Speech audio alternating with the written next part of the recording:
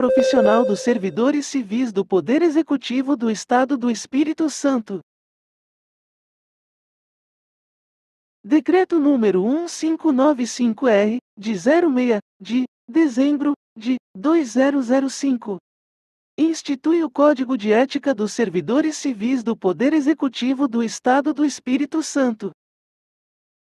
O governador do Estado do Espírito Santo, no uso das atribuições que lhe confere o art. 91, inciso V da Constituição Estadual, decreta: art. 1º fica instituído o Código de Ética dos Servidores Civis do Poder Executivo do Estado do Espírito Santo, que com este decreto se publica. art. 2º este decreto entrará em vigor 90 dias após a sua publicação. Palácio da Fonte Grande, em Vitória aos 06 dias de dezembro de 2005, 184º da Independência, 117º da República e 471 do início da colonização do solo espírito-santense. Paulo César Hartung Gomes, governador do Estado. Código de Ética dos Servidores Civis do Poder. Código de Ética dos Servidores Civis do Poder Executivo do Estado do Espírito Executivo do Estado do Espírito Santo. 2. Apresentação. A busca pela transparência das suas ações e a necessidade de estabelecer critérios claros e objetivos para a conduta de seus agentes levaram o governo do Estado a elaborar o Código de Ética. Para dar legitimidade ao processo de elaboração do referido código, o governo estadual utilizou a consulta pública, como importante instrumento de participação social e exercício da democracia.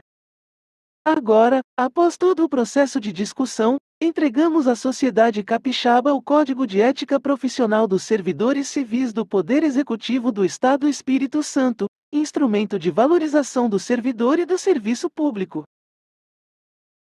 O decreto que institui o Código de Ética representa mais um passo no processo de reconstrução, em bases modernas e republicanas, das instituições públicas capixabas. Paulo César Hartung Gomes, governador do Estado. 3. Código de Ética dos Servidores Civis do Poder Executivo do Estado do Espírito Santo. Capítulo 1. Fundamentos. Seção I dos Princípios Fundamentais.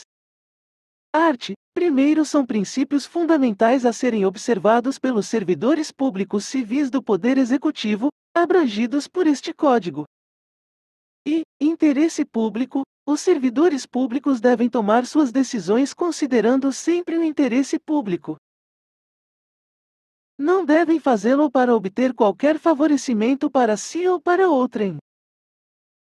E, integridade, os servidores públicos devem agir conscientemente e em conformidade com os princípios e valores estabelecidos neste Código e na legislação aplicável, sempre defendendo o bem comum.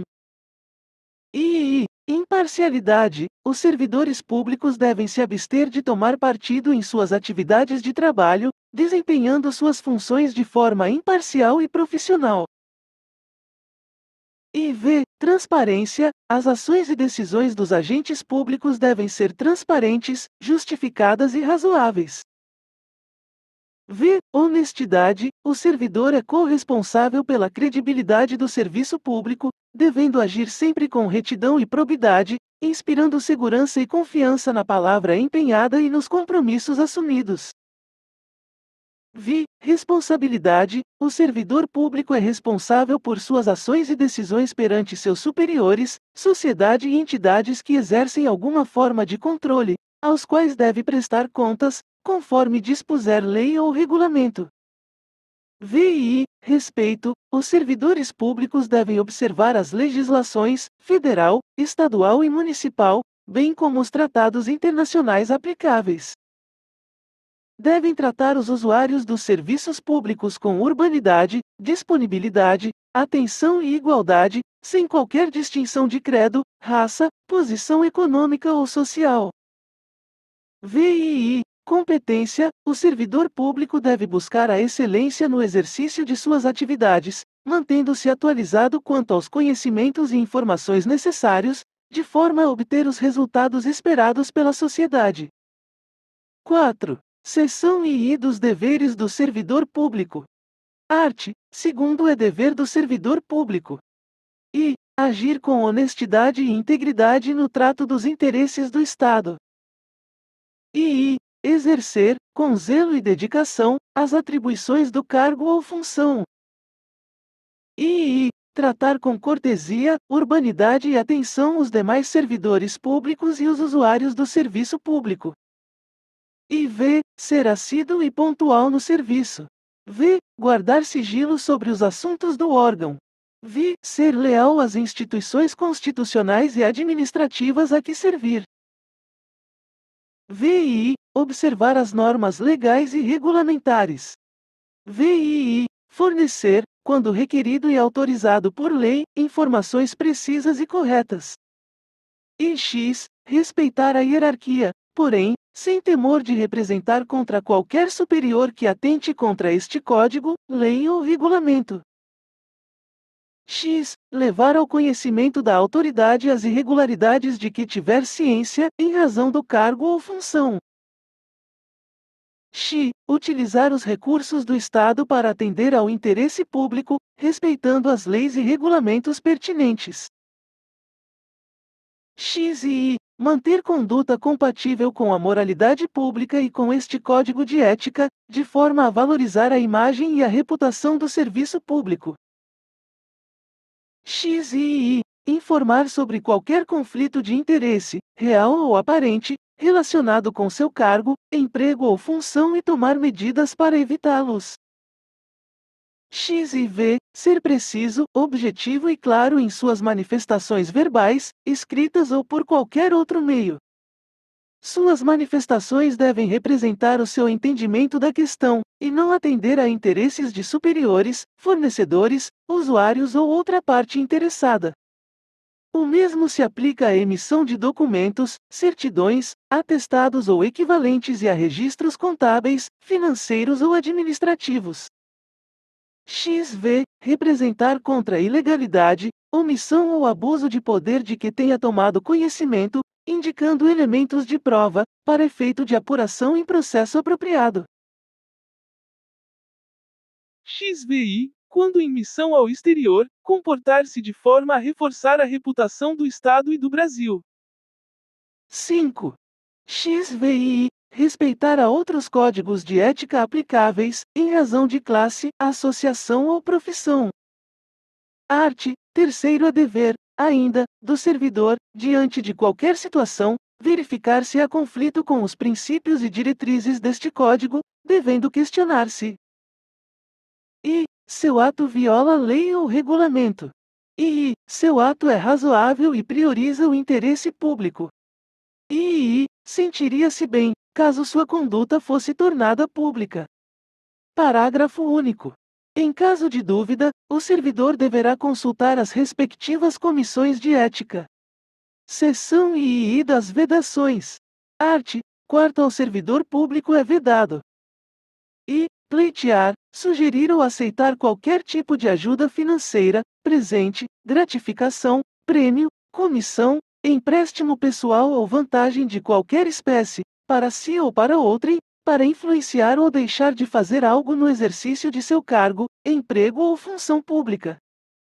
II. Utilizar pessoal ou recursos materiais do Estado em serviços ou atividades particulares.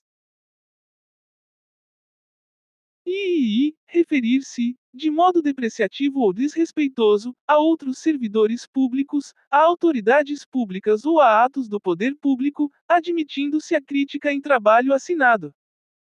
IV. Manter sob sua chefia imediata cônjuge, companheira ou parente até o 2º grau civil. V. Opor resistência injustificada ao andamento de documentos ou processos, ou à realização de serviços. V. Retirar, sem prévia e expressa anuência da autoridade competente, qualquer documento ou objeto do local de trabalho. VI. Atuar como procurador ou intermediário junto a órgãos públicos estaduais, salvo quando se tratar de benefícios previdenciários ou assistenciais e percepção de remuneração ou proventos de cônjuge, companheiro e parentes até 3º grau civil. VII. Dar causa à sindicância ou processo administrativo disciplinar, imputando a qualquer servidor público infração de que o sabe inocente. E x. Praticar o comércio de bens ou serviços no local de trabalho, ainda que fora do horário normal do expediente. 6. X. Participar na qualidade de proprietário, sócio ou administrador, de empresa fornecedora de bens e serviços, executora de obras ou que realize qualquer modalidade de contrato, de ajuste ou compromisso com o Estado. X. Falsificar, alterar, deturpar, extraviar, sonegar ou inutilizar livro oficial ou documento, ou usá-los sabendo os falsificados. X e I. Retardar ou deixar de praticar ato de ofício, ou praticá-lo contra disposição expressa em lei, para satisfazer interesse ou sentimento pessoal. X e I. Facilitar a prática de crime contra a fazenda pública estadual. X e V. Utilizar informação, prestígio ou influência obtidas em função do cargo, para lograr, direta ou indiretamente, ganho, benefício ou vantagem, para si ou para outrem. XV. Exercer quaisquer atividades antiéticas ou incompatíveis com o exercício do cargo, emprego ou função, ou ainda com o horário de trabalho. Capítulo 2. Conduta pessoal. Seção IV. Utilização de recursos públicos. Art. 5º. Os servidores públicos têm o dever de proteger e conservar os recursos públicos e não poderão usar esses recursos, nem permitir o seu uso, a não ser para os fins autorizados em lei ou regulamento. Art. 6º. São considerados recursos públicos, para efeito deste Código. I. Recursos financeiros. I. Qualquer forma de bens móveis ou imóveis dos quais o Estado seja proprietário, arrendador ou tenha outro tipo de participação proprietária. I. Qualquer direito ou outro interesse intangível que seja comprado com recursos do Estado, incluindo os serviços de pessoal contratado. IV. Suprimentos de escritório, telefones e outros equipamentos e serviços de telecomunicações, correspondências do governo, capacidades automatizadas de processamento de dados, instalações de impressão e reprodução, registros do governo e veículos do governo. V. Tempo oficial, que é o tempo compreendido dentro do horário de expediente que o servidor está obrigado a cumprir. Art. 7º. A utilização de recursos públicos para fins particulares, como atividades sociais ou culturais, reuniões de empregados e outras, deve limitar-se àquela autorizada em lei. 7. Seção V. Conflito de interesses. Art. 8º. Ocorre conflito de interesses quando o interesse particular, seja financeiro, seja pessoal, entra em conflito com os deveres e atribuições do servidor em seu cargo, emprego ou função. Primeiro, considera-se conflito de interesses qualquer oportunidade de ganho que possa ser obtido por meio, ou em consequência das atividades desempenhadas pelo servidor em seu cargo, emprego ou função, em benefício I. Do próprio servidor. II. De parente até o 2º grau civil. II. De terceiros com os quais o servidor mantém a relação de sociedade. IV. De organização da qual o servidor seja sócio, diretor, administrador preposto ou responsável técnico. Segundo, os servidores públicos têm o dever de declarar qualquer interesse privado relacionado com suas funções públicas e de tomar as medidas necessárias para resolver quaisquer conflitos, de forma a proteger o interesse público.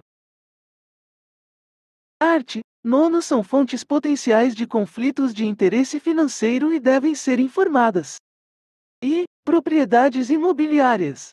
I. Participações acionárias. I. Participação societária ou direção de empresas. IV. Presentes, viagens e hospedagem patrocinadas. V. Dívidas. V. Outros investimentos, ativos, passivos e fontes substanciais de renda. Art. 10. São fontes potenciais de conflitos de interesse pessoal. I. Relações com organizações esportivas. II. Relações com organizações culturais. II. Relações com organizações sociais. IV. Relações familiares. V. Outras relações de ordem pessoal. 8. Parágrafo único. Relacionamentos de ordem profissional que possam ser interpretados como favorecimento de uma das fontes acima, mesmo que apenas aparentem conflito de interesses, devem ser evitados. É facultativa, nesses casos, a consulta à respectiva comissão de ética. Seção Vi Presentes. Art. 11. Nenhum servidor deve, direta ou indiretamente, pleitear, sugerir ou aceitar presentes. E, de uma fonte proibida. E, em decorrência do cargo, emprego ou função ocupados. Primeiro entende-se como presente qualquer bem ou serviço dado gratuitamente, assim como ajuda financeira, empréstimo, gratificação, prêmio, comissão, promessa de emprego ou favor. Segundo excetuância do disposto neste artigo, os prêmios concedidos em eventos oficiais. Terceiro, os presentes que, por razões econômicas ou diplomáticas, não possam ser devolvidos, deverão ser incorporados ao patrimônio do órgão. Quarto, podem ser aceitos os presentes com valores individuais inferiores a R$ 100, R$ 100, até o limite de R$ 200, R$ 200, em cada ano civil. Quinto, considera-se fonte proibida qualquer pessoa, física ou jurídica, que tenha contrato ou pretenda celebrar contrato com o Estado. E esteja sujeita à fiscalização ou à regulação pelo órgão em que o servidor atua. E tenha interesses que possam ser afetados pelo desempenho ou não das atribuições do servidor. Seção VI Outro emprego ou trabalho. Art. 12. Excetuando-se as proibições legais e regulamentares, é permitido ao servidor ter outro emprego ou trabalho que não conflite com as atribuições ou com o expediente de trabalho de seu cargo, emprego ou função no Estado. Capítulo 3 Gestão da Ética. Seção VII do Conselho Superior de Ética Pública. 9. Art. 13.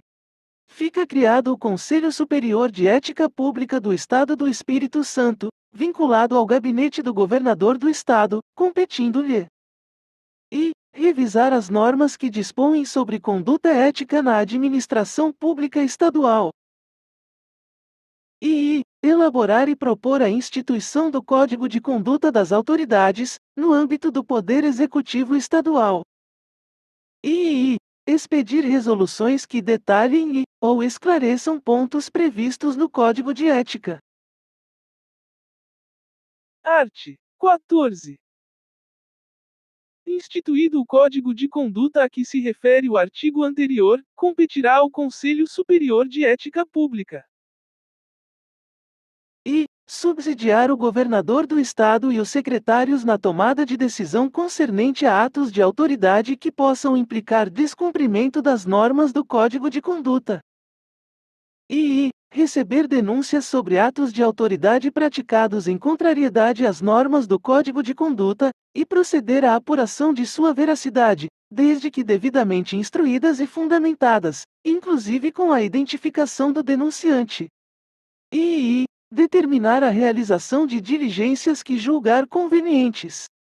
E ouvir o denunciante, quando necessário.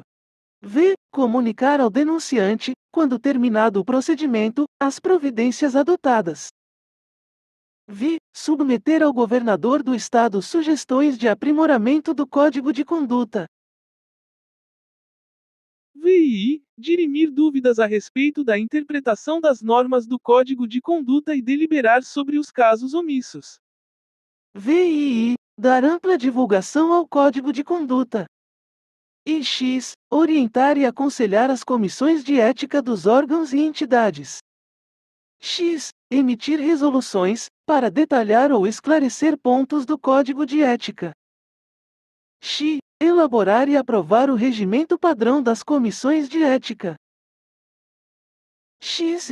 Publicar anualmente relatório de gestão da ética. Elaborar o seu regimento interno. Art. 15. O Conselho de Ética será composto por 7 membros, escolhidos e designados pelo governador do Estado, entre brasileiros natos ou naturalizados, de idoneidade moral, reputação ilibada e dotados de notórios conhecimentos da administração pública. 10. Primeiro, a atuação no âmbito do Conselho de Ética não enseja qualquer remuneração para seus membros e os trabalhos nele desenvolvidos são considerados prestação de relevante serviço público. Segundo, cabe ao governador designar o presidente, com mandato de até 3 anos, para o Conselho de Ética. Terceiro, os membros do Conselho de Ética cumprirão mandato de 3 anos, podendo ser reconduzidos. Quarto, o presidente votará somente em casos de empate nas deliberações do Conselho de Ética. Quinto, excepcionalmente, nos 3 primeiros anos de vigência do Conselho, o prazo de designação dos seus membros será fixado no decreto. Seção X das Comissões de Ética. Art. 16. Os órgãos da administração pública estadual direta, indireta, autárquica e fundacional, instituirão uma comissão de ética, com as seguintes competências. I. Atuar e decidir nos processos referentes à matéria ética. E. Requerer à autoridade maior do órgão ou entidade a aplicação das penalidades. I. Promover a manutenção de alto padrão ético. E V. Divulgar este código de ética. V. Assegurar continuidade, clareza e consistência no propósito da manutenção da ética. V. Orientar e aconselhar os servidores sobre suas condutas éticas. VI. Elaborar o seu regimento interno, tendo como base o regimento padrão aprovado pelo Conselho Superior de Ética Pública. Art. 17. As comissões de ética serão integradas por 03, 3 servidores, sendo, no mínimo, 02, 2 efetivos e respectivos suplentes, não podendo a escolha recair em servidor que tenha sofrido sanção disciplinar ou censura nos últimos 03, 3 anos. Primeiro, deve-se considerar impedido o membro que tiver cônjuge, companheiros, afins e parentes até 2º grau, em processo ético conduzido pela comissão. Segundo, a atuação no âmbito da Comissão de Ética não enseja qualquer remuneração para seus membros e os trabalhos nela desenvolvidos são considerados prestação de relevante serviço público. Seção X das censuras. 11. Art. 18.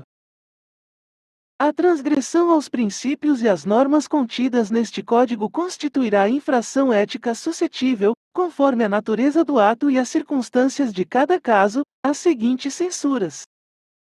I. Censura privada. E I. Censura pública. Primeiro, a imposição das censuras obedecerá à gradação deste artigo, salvo no caso de manifesta gravidade ou reincidência. Segundo, na fixação da censura, serão considerados os antecedentes do denunciado, as circunstâncias atenuantes ou agravantes e as consequências do ato praticado ou conduta adotada. Terceiro, a censura privada poderá conter determinação de fazer, não fazer, alterar, modificar ou retratar-se do fato ou conduta praticados, por meios e instrumentos considerados eficazes para atingir os objetivos pretendidos. Quarto, a aplicação de censura pública deverá ser levada ao conhecimento geral por meio de publicação do Diário Oficial do Estado, identificando claramente o objetivo, o nome do censurado, o órgão ou entidade de lotação do servidor e o motivo de aplicação da censura. Quinto, qualquer censura, pública ou privada, deverá ser informada à unidade responsável pela gestão dos recursos humanos, para registro nos assentamentos funcionais, com implicações, quando previsto em lei ou regulamento, nos processos de promoção, bem como nos demais procedimentos próprios da carreira do servidor. Art. 19. Os procedimentos a serem adotados pela Comissão de Ética, para a apuração de fato ou ato que, em princípio, se apresente contrário à ética, em conformidade com este Código, terão o rito sumário, ouvidas apenas as partes interessadas, nos termos estabelecidos em regimento próprio. Parágrafo único.